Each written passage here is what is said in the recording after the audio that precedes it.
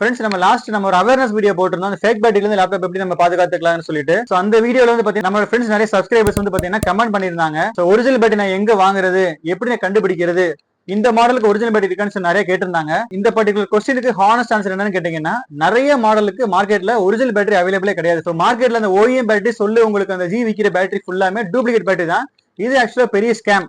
நீங்க பாத்தீங்கன்னா தெரியும் லேப்டாப் இன்டர்னல் பேட்டரிஸ்ல நிறைய மாடல்ஸ் ஆஃப் பேட்டரிஸ் இருக்கு. எல்லாத்துக்கும் இண்டிவிஜுவல் பார்ட் நம்பர் இருக்கும். பாயிண்ட் என்ன கேட்டீங்கன்னா ஃப்ரெண்ட்ஸ், இந்த ஒரிஜினல் பேட்டரி அவைலபிள் இல்லாதனால இந்த மாதிரி ஒரு சைனா பேட்டரி டூப்ளிகேட் பேட்டரியில வந்து இந்த மாதிரி டெல் ஹெச்பி சும்மா சாதாரண ஒரு ஸ்டிக்கரை ஒட்டி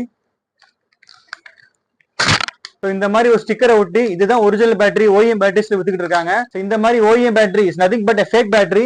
இந்த மாதிரி பேட்டரி வாங்கி உங்க லேப்டாப்ல போட்டீங்கன்னா கண்டிப்பா மதர் போர்ட்ல ப்ராப்ளம் வர வாய்ப்பு நிறைய இருக்குது. நீங்க அமௌண்ட் பே பண்ணி வாங்குறது கண்டிப்பா வர்த்தா இருக்காது ஃப்ரெண்ட்ஸ். சோ பேரலா இதுக்கு என்ன பண்ணலாம் கேட்டீங்கன்னா, நம்ம மார்க்கெட்லயே இந்த கம்ஃபர்டபிள் பேட்டரிஸ் மார்க்கெட்ல இருக்குது. அது BS அப்ரூவ்ட் பேட்டரிஸா பார்த்து நீங்க செலக்ட் பண்ணி பார்த்து வாங்கிக்கோங்க ஃப்ரெண்ட்ஸ்.